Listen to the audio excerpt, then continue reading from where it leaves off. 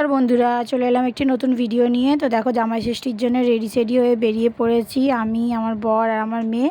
তো আমার মা এসেছিলো আমাদেরকে নিতে। মা তো স্টেশনে দাঁড়িয়ে বারবার ফোন করে যাচ্ছে, ওই জন্য তাড়াহুড়ো করে কোনো রকমে রেডি হয়ে বেরিয়ে পড়ল। জামাই সেজেগুজে পুরো রেডি। তো চলো, টাটা সবাইকে। দেখো এরকম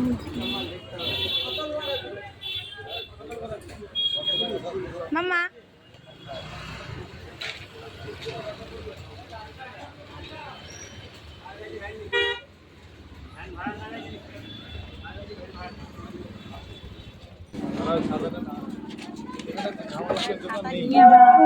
না, নেই নেই তো কি করবো। এখানে এসে তো দেখছি, দেখো পুরো একদম জামাই ষষ্ঠীর আয়োজন শুরু হয়ে গেছে। কত কিছু নিয়ে এসছে মা বাজার করে।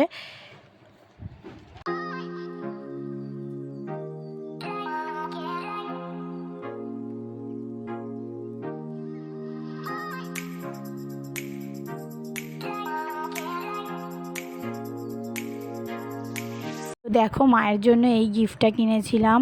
কেমন হয়েছে গিফটটা অবশ্যই আমাকে কমেন্টে জানাবে। আর তোমরা তোমাদের মায়েদের কী গিফট দিয়েছো সেটাও আমাকে জানিও। ঘরে মেরেছে সব কালো প্লাস্টিক, হালকা হালকা প্লাস্টিক। আমার ঘরে সব হালকা প্লাস্টিক লাগানো আছে, কালো প্লাস্টিক অন্ধকার দেখতে পাই না। আবার কিছু তো আনেনি, ধান তো আনেনি। আরে ধান নেই, দিয়ে দুটো চাল দিয়ে দে না।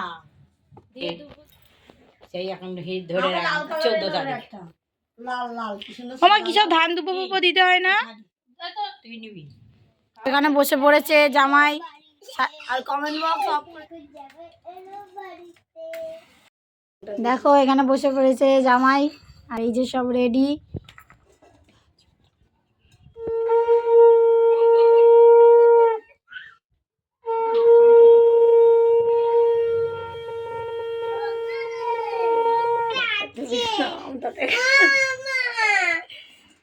ঘরটা তুলিস না, দিয়ে দাও মায়ের হাতে ওটা।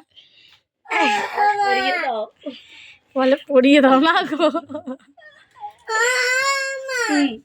কি ওটা দুজনে দিয়েছে, ঠিক আছে। পাপাই আর রবি। আমার ছেলেকে বরণ করো, একটা অত ভালো জামাই পেরেছো না, এবার খেয়ে নাও। এখানে কি কি খাবার আছে তোমার জন্য। নমস্কার। তো তারপরে মা রান্নাবান্না সব কিছু কমপ্লিট করে নিয়েছিল। তো দেখো, মাছকে রান্না করেছিল মটন কষা, পাবদা মাছ। মা অনেক কিছুই রেসিপি করেছিল, কিন্তু এতটা গরম পড়েছিল সেদিনকারে। তো আমি এই জন্য মাকে বললাম, বাদ দাও, অত কিছু করতে হবে না, তোমার কষ্ট হবে। চলো টাটা, আজকের ভিডিওটা এখানেই শেষ করলাম।